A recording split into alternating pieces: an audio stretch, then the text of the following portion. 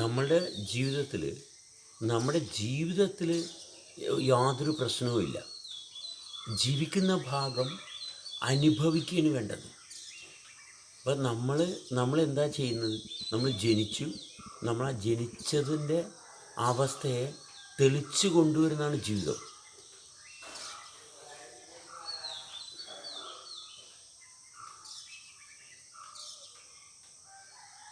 വിനോദേ,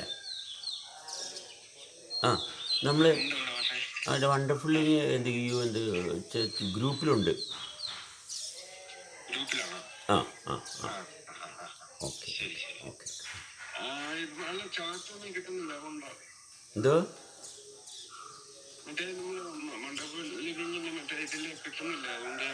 ഉണ്ട് ഉണ്ട് ഉണ്ട് ഉണ്ട് ഓപ്പൺ ആക്കിയിട്ടുണ്ട്. ആ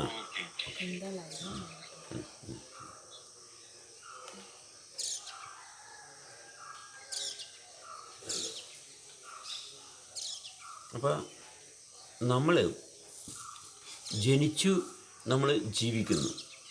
ആ ജനിച്ചതുകൊണ്ട് നമ്മൾ ജീവിക്കുന്നു. അപ്പോൾ ജീവിക്കുന്ന ഭാഗം നമ്മൾ അനുഭവിക്കണം. നമ്മുടെ ഉത്തരവാദിത്വം എന്താണ്? എങ്ങനെയാണ് ജീവിക്കുന്ന അവസ്ഥ അനുഭവിക്കാൻ പറ്റുന്നത്?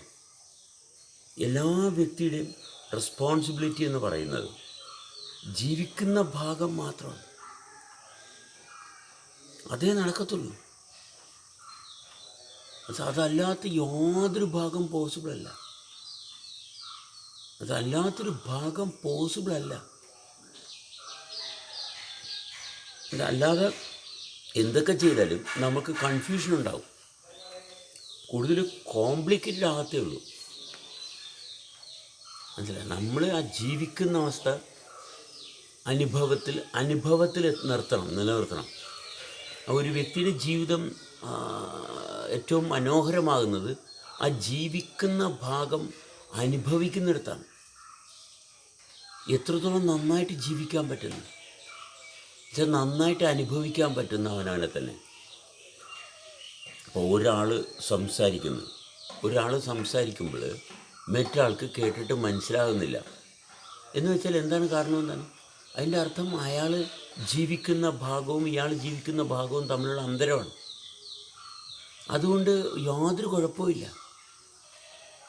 മനസ്സിലായി? അതുകൊണ്ട് യാതൊരു കുഴപ്പമില്ല. ഒരാൾ പറയണത് എല്ലാവർക്കും മനസ്സിലാകണമെന്ന് യാതൊരു നിർബന്ധവുമില്ല. അവനവൻ ചെയ്യുന്നത് എന്താണ്, അവനവൻ അനുഭവിക്കുന്നത് എന്താണെന്ന് കൃത്യമായിട്ട് മനസ്സിലാക്കുന്നുണ്ടോ അത് മാത്രം സ്ഥാനം കൊടുത്താൽ മതി. അല്ലാണ്ട് മറ്റുള്ളവരെല്ലാവരെയും മനസ്സിലാക്കി കൊടുക്കണമെന്ന് യാതൊരു നിർബന്ധവുമില്ല. കാരണം നമ്മളല്ല മറ്റുള്ളവരുടെ ജീവിതത്തെ തെളിച്ചു കൊണ്ടുപോകുന്നത്. നമുക്ക് കൊണ്ടുപോകാൻ പറ്റത്തില്ല. മറ്റൊരാളുടെ ജീവിതത്തെ തെളിച്ചു കൊണ്ടുപോകാൻ നമ്മളെ കൊണ്ട് പറ്റത്തില്ല. മനസ്സിലായി? അവനവന് താല്പര്യം ഉണ്ടാകണം അവനവൻ്റെ ജീവിതം തെളിച്ച് അനുഭവിച്ച് പോകണമെന്ന്. അത് മാത്രമേ നടക്കത്തുള്ളൂ.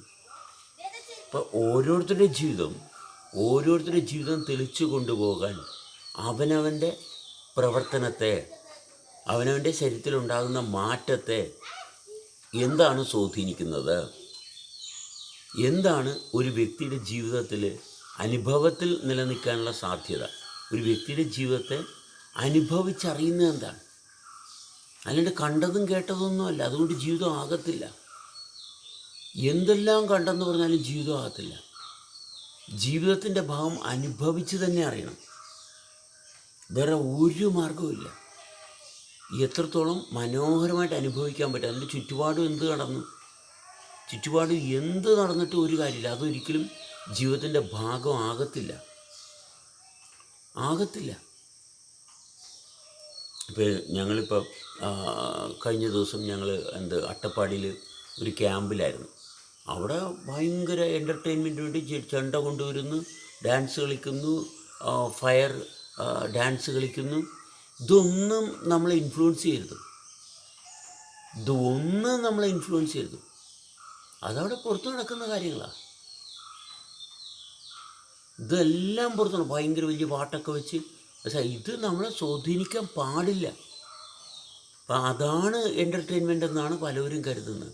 അത്രയും നമുക്ക് കഷ്ടകാലമാണ് ഉണ്ടാകുന്നത്. മനസ്സിലായോ? നമ്മുടെ ജീവിതം ഉള്ളിൽ അനുഭവിച്ചുകൊണ്ടിരിക്കുന്ന ഭാഗം അത് സ്റ്റഡിയായിട്ട് കൊണ്ടുപോകണം. അത് പുറമേ നടക്കുന്ന കാര്യങ്ങൾ നമ്മുടെ അനുഭവത്തെ ചൂഷണം ചെയ്യാൻ പാടില്ല. അത് കൃത്യമായിട്ട് മനസ്സിലാക്കണം. പുറമേ അങ്ങനെ പല വിധത്തിലുള്ള പല ആഘോഷങ്ങളുണ്ടാവും, പല കാര്യങ്ങൾ പുറമേ നടക്കും. പക്ഷെ നമ്മുടെ ഉള്ളിലെ അനുഭവത്തെ മാത്രമേ നമുക്ക് എടുക്കാനുള്ളൂ. പുറമേ നമ്മളെ സ്വാധീനിക്കുന്ന ഒത്തിരി കാര്യങ്ങളുണ്ടാവും. നമ്മളോട് പലരും പലതും പറയും. നമുക്കൊക്കെ അവരുടെ കൂട്ടത്തിലൊക്കെ നമുക്ക് നിന്നു കൊടുക്കാം, അവർ പറയണ പോലെയൊക്കെ നമുക്ക് ചെയ്യാം, ഒരു കുഴപ്പമില്ല. പക്ഷെ നമ്മുടെ ഉള്ളിൽ നടക്കുന്ന അനുഭവം അത് സ്റ്റേബിളായിട്ട് കൊണ്ടുപോകണം. അങ്ങനെ ഒരു അനുഭവം ഉണ്ടെങ്കിൽ പുറത്ത് നടക്കുന്ന കാര്യങ്ങൾ നമുക്കതിനകത്ത് യാതൊരു കോൺഫ്ലിക്റ്റും ഇല്ലാതെ അവരുടെ കൂട്ടത്തിൽ നമുക്ക് കൂടാൻ പറ്റത്തുള്ളൂ. കൂടിയതുകൊണ്ട് നമ്മളിലൊന്നും കൂടുന്നില്ല. അവരുടെ കൂട്ടത്തിൽ കൂടിയതുകൊണ്ട് നമ്മളിലൊന്നും കൂടുന്നില്ല. നമ്മളിലൊരു ഏറ്റക്കുറച്ചിലുകൾ ഉണ്ടാകുന്നില്ല. നമ്മൾ ആരുടെ കൂട്ടത്തിൽ കൂടിയാലും നമ്മുടെ അനുഭവത്തിൽ നിൽക്കുന്ന ഭാഗം അനുഭവത്തിൽ തന്നെ തുടരണം. ആ അനുഭവത്തെ തെളിച്ച് മനസ്സിലാക്കിയെടുക്കുന്നതാണ് ജീവിതം. അതിൻ്റെ പുറമേ ഉള്ള മാറ്റങ്ങൾ, പുറമേ ഏത് രീതിയിലുള്ള മാറ്റങ്ങൾ വന്നാലും നമ്മളെ ബാധിക്കാൻ പാടില്ലൊരു സുന്ദരിയായ പെണ്ണിനെ കണ്ടു. ആരാണ് സുന്ദരിയായ പെണ്ണിനെ കാണുന്നത്? നല്ല അനുഭവത്തിൽ അല്ലാത്തൊരു വ്യക്തിക്ക് മാത്രമേ സുന്ദരിയായ ഒരു പെണ്ണിനെ കാണാൻ പറ്റത്തുള്ളൂ. നല്ല അനുഭവത്തിലിരിക്കുന്ന ഒരു വ്യക്തിയെ സംബന്ധിച്ചിടത്തോളം സുന്ദരിയായ ഒരു പെണ്ണിനെ കാണത്തില്ല. മനസ്സിലായോ? സുന്ദരിയായ ഒരു പെണ്ണിനെ കാണുന്നുണ്ടെങ്കിൽ അതിൻ്റെ കാര്യം എന്താണ്? നല്ല അനുഭവത്തിലല്ല ഇരിക്കുന്നത്, നല്ല വിധത്തിൽ ജീവിതത്തിൻ്റെ ഭാഗത്ത് ഇല്ല, ജീവിത അനുഭവത്തിലല്ല. അങ്ങനെയാണെങ്കിൽ സുന്ദരികളെയും സുന്ദരന്മാരെയും കാണേണ്ടി വരും. മനസ്സിലായി? കാണാൻ കൊള്ളാവുന്ന പെണ്ണുങ്ങളെയും കാണും, കാണാൻ കൊള്ളുകയില്ലാത്ത പെണ്ണുങ്ങളെയും കാണും.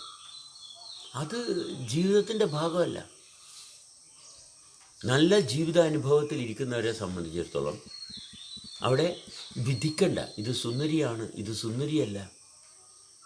അതല്ല ജീവിതത്തിൻ്റെ ഭാഗം. കൊള്ളാം, ഭയങ്കര രസമായിരുന്നു, ആ മീറ്റിങ്ങും ആ അവസ്ഥ ഭയങ്കര റിച്ചായിരുന്നു. അല്ല, നമ്മളവിടെ പോയി, അവരതൊക്കെ ചെയ്തു, നമ്മളതിൻ്റെ കൂട്ടത്തിലിരുന്നു, അത്രയേ ഉള്ളൂ. അത് നമ്മൾ അനുഭവിക്കുന്ന അവസ്ഥ എപ്പോഴും സ്റ്റേബിളായിട്ട് കൊണ്ടുവരിക എന്നുള്ളതാണ് നമ്മുടെ ആവശ്യം. അപ്പോൾ അവിടെ എന്തൊക്കെ ഏറ്റക്കുറച്ചിലുകളുണ്ടാകുന്നു, അവിടെ എന്തെല്ലാം ഏറ്റക്കുറച്ചിലുകളുണ്ടാകുന്നു, അത് ശ്രദ്ധിച്ച് നമ്മൾ ഓരോ പ്രവൃത്തി ചെയ്യുമ്പോഴും നമ്മളിൽ എന്തെല്ലാം കോംപ്ലിക്കേഷൻസ് ഉണ്ടാകുന്നു, അത് കറക്റ്റ് ചെയ്തെടുക്കുന്നതാണ് ജീവിതം.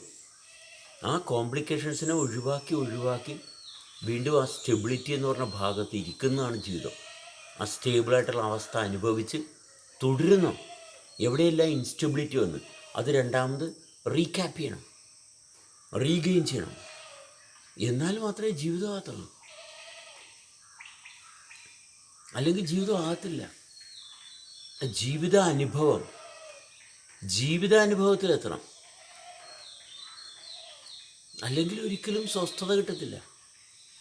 നമുക്ക് സ്വസ്ഥത കിട്ടണമെന്നുണ്ടെങ്കിൽ ചുറ്റുപാടും സംഭവിക്കുന്ന അവസ്ഥയെ അതായിട്ട് സംഭവിച്ചു പോകാനുള്ള അവസരങ്ങളിൽ തടസ്സപ്പെടുത്തരുത്. ചുറ്റുപാടുമുള്ള കാര്യങ്ങളിൽ ഇടപെടരുത്. ഒരു കാരണവശാലും ചുറ്റുപാടും അങ്ങനെയായിരിക്കണം ഇങ്ങനെയായിരിക്കണം എന്ന് പറയുന്ന ഭാഗത്ത് നിന്ന് മാറി നമ്മളിലുള്ള അനുഭവം തെളിച്ച് കൊണ്ടുവരണം. അതാണ് നമ്മുടെ ജീവിതം. എന്നാലേ ജീവിതമാകത്തുള്ളൂ, അല്ലെങ്കിൽ ജീവിതമാകത്തില്ല.